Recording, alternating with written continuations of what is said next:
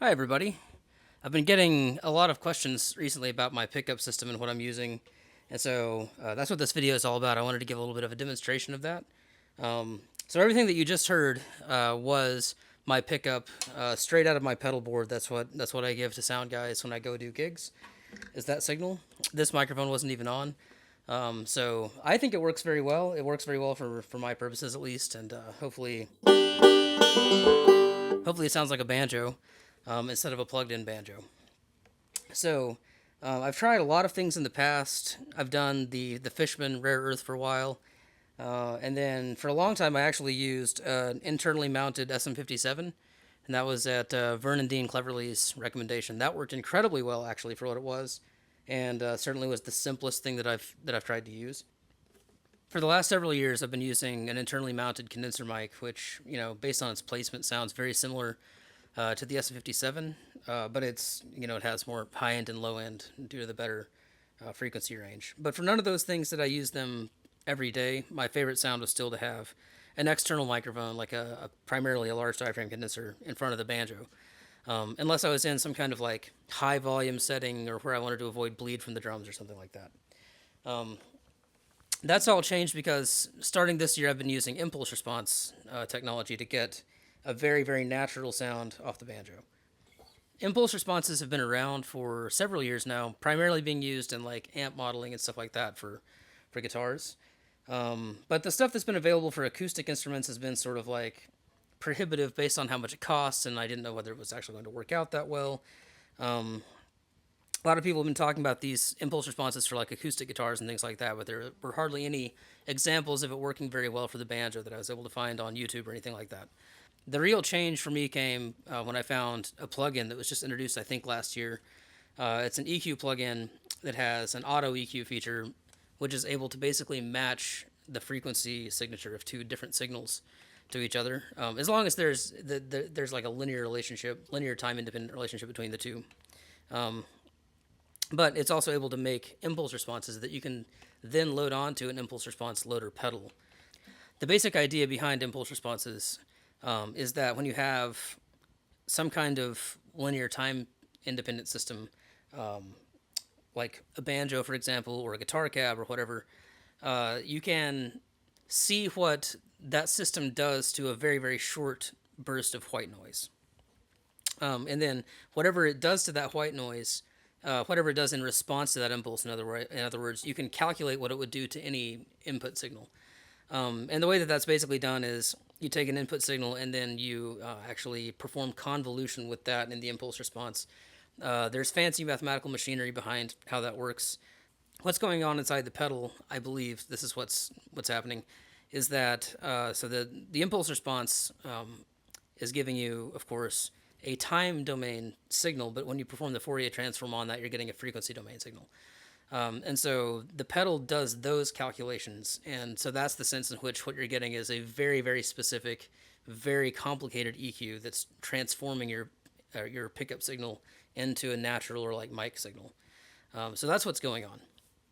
I was able to try this using that EQ plugin before I bought any pedals or actually spent any money on the project, and I got what I consider to be very, very good results. And so that's why I've switched over completely to using most of the time to using the banjo with that internal mic plugged in with my impulse response loader and preamp pedal. And so I think the results sound very good. I'm going to play a couple of things on here, and you guys can see what you think.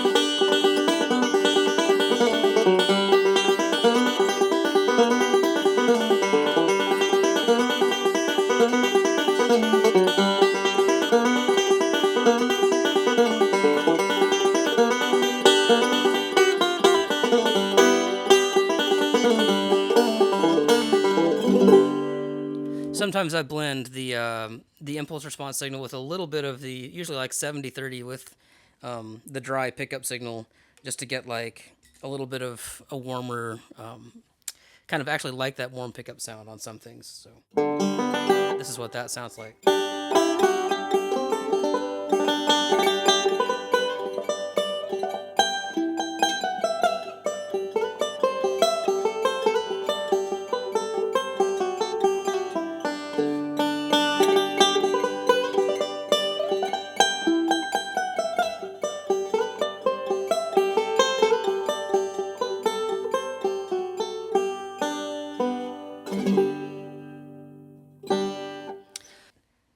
Now I want to give a little bit of a sample of what this internal microphone sounds like without the impulse response on, and then midway through I'll switch it on so that you can hear the difference.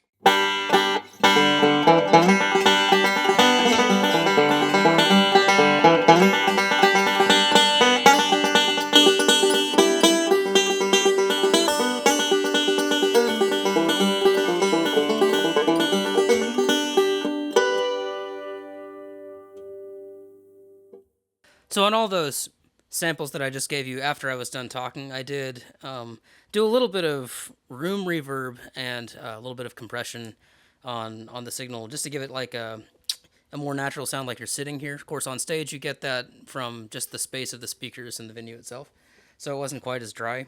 That original, that little bit of Fireball Male, that was just exactly what you're hearing coming out with the pedal board. The last thing I want to do is actually show you guys what the internal microphone looks like. So that's actually, it's intended to be a guitar sound hole microphone, but it was made, or at least branded, by GHS, and I got it from Stuart McDonald. But there's the capsule right there. It's bent around just to make it a little bit shorter, and then the output is here, but it's battery powered. So that's why I like it. It's a battery powered condenser, so it can all be internal to the banjo. But I think just about any internal condenser would yield similar results. And here's what my pedal board looks like. The only thing that you're actually listening to is this pedal here. This is the IR loader. Mine is a NuX Optima Air, but the Tone Dexter 2, or even like ones that you can get on Amazon for less than $50 will do the same thing. This is just a boost right here for whenever I take breaks. That's a tuner. And then sometimes I use the MXR Dynacomp just for a little bit of compression. I might come back and make a video showing how to actually build the impulse response models, if that's something anyone is interested in looking at. But in the meantime, thanks a lot for watching and listening.